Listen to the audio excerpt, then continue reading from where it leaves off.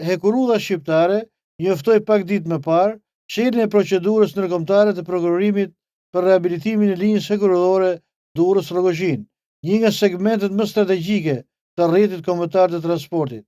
Njoftimi i tendrit është publikuar në platformën zyrtare të Bashkimit Evropian për prokurimet publike, me procedurë të hapur dhe afat dorëzimi i ofertash në qershor 2026.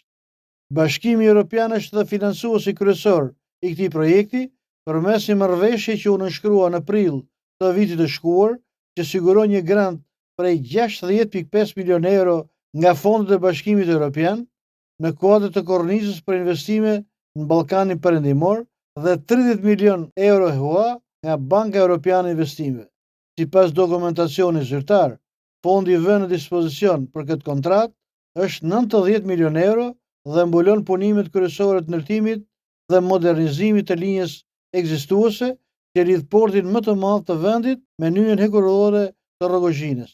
Projekti parashikon rehabilitimin e rreth 34 kilometrave linjë, përfshirë ndërtimin e trases hekurudhore, veprave të artit si ure dhe kalime, si dhe modernizimin e plot sistemit të sinjalistikës dhe telekomunikacionit në përputhje me standardet europiane të sigurisë.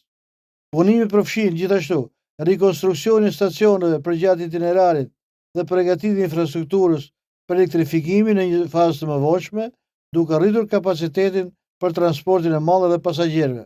Sipas monitor, linja Durrës-Rrogozhin konsiderohet një hallkyçe për lidhjen e portit të Durrësit me korridoret rajonale të transportit, korridori 8 dhe për integrimin gradual të Shqipërisë në rrjetin hekurudhor evropian.